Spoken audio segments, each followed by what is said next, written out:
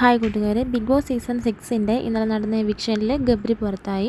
അതിനുശേഷം മോഹൻലാലിൻ്റെ അടുത്ത് സ്റ്റേജിൽ നിൽക്കുന്ന സമയത്ത് വീട്ടിലുള്ളവരെ ഒന്നും കൂടി കാണിച്ചു. ആ സമയത്ത് ഗബ്രി എല്ലാവരോടും തന്നെ യാത്ര പറഞ്ഞു. മിക്കവരുടെയും പേരെടുത്ത് തന്നെ യാത്ര പറയുകയുണ്ടായി.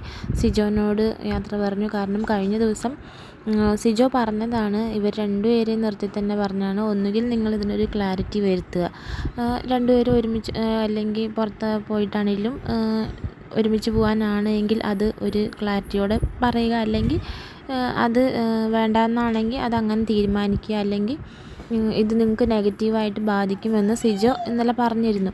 അത് മാത്രമല്ല, ആരെങ്കിലും ഒരാൾ പുറത്ത് പോയി കഴിഞ്ഞാൽ മറ്റേ ആളെ ഇത് ബാധിക്കുമെന്നും സിജോ പറഞ്ഞു. അതുകൊണ്ട് തന്നെ അത് ഗബ്രി സ്റ്റേജിൽ വെച്ച് എടുത്ത് പറയുകയും ചെയ്തു. അങ്ങനെ എല്ലാവരോടും യാത്ര പറഞ്ഞു. പക്ഷേ ജാസ്മിനോട് മാത്രം യാത്ര പറയാതെയാണ് ഗബ്രി പോയത്. ജാസ്മിനോട് യാത്ര പറയാതിരിക്കാൻ എന്താ കാരണം എന്ന് അറിയില്ല. ചിലപ്പോൾ ജാസ്മിൻ കാരണമാണ് പുള്ളിക്കാരൻ പുറത്തായത് എന്ന് തോന്നൽ മനസ്സിലുണ്ടായി കാണാം.